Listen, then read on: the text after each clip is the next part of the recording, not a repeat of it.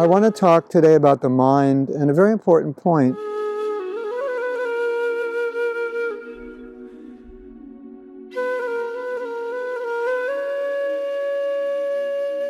We have many, many thoughts, and a lot of times we become disturbed by thoughts which aren't conducive to our Krishna consciousness. But the thoughts are not the problem.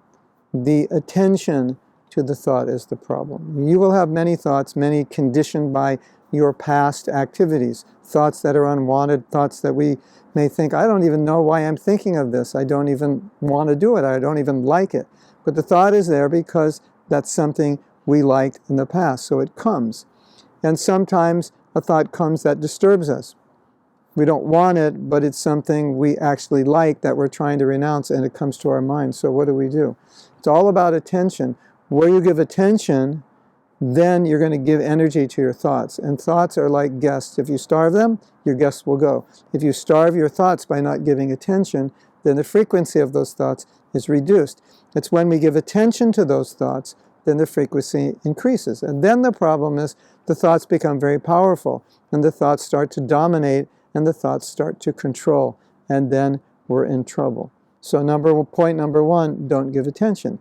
Point number two, understand you're not your thoughts. So you can move your thoughts around, you can drop your thoughts if you don't like them.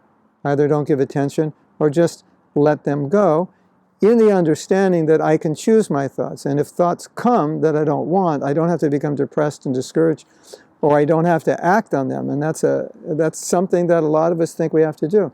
Here's a thought and it's in my mind and it seems like I have to do what it says. We don't. We don't at all. But we have to always be in this detached mood to realize I am not my thoughts. Of course, we know that intellectually, but it has to be something we're experiencing in real time in that moment when that thought comes that we don't want. So just remind yourself, I am not this thought. I don't have to act on this thought. I can choose to act differently. I can choose to neglect it. I can choose to let it go. Now you might say, that's difficult. Yeah, it is. But what's the option? The option is to do what your mind says that you don't want to do. That, I think, is more difficult than ignoring the thought. So now we look at what Krishna says in the Gita. Arjuna says, mind is difficult to control. Krishna says, yes. But it's possible by practice, and it's possible by detachment. So Krishna is saying, we have to practice with the mind, dealing with it in a particular way, and then we become used to it. It becomes natural. My personal experience is that the way we deal with the mind, and you could say, program it, is the way the mind's going to deal with us. And a lot of us don't know how to deal properly with the mind, and we give into it. But if you know how to deal with it, and you practice detaching, letting thoughts go, not giving them attention, and focusing your attention on thoughts you want, it starts to become second nature. It starts to become a habit after a certain time. And it becomes very easy to control your mind.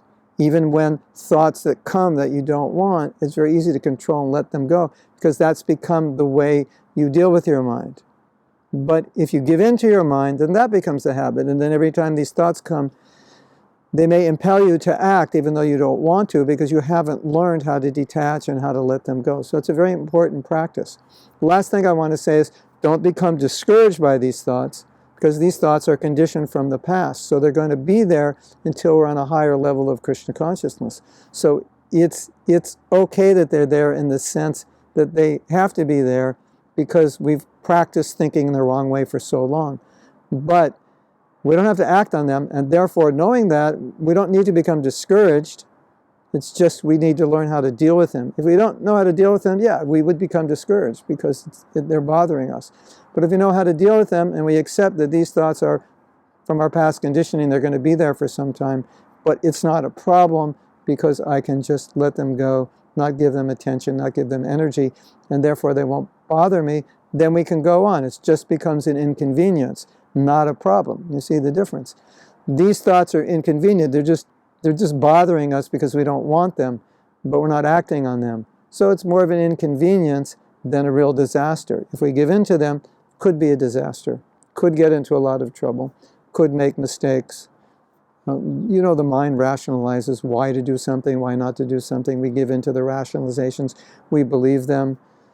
We don't have to. So if we know how to deal with that, then we can tolerate those thoughts, those crazy ideas, rationalizations, whatever, because we'll be able to process them in a way that they don't affect us. And so we are in control, not our mind. And when we're in control, then we can progressively go to Krishna consciousness without too many obstacles in the way. Hare Krishna.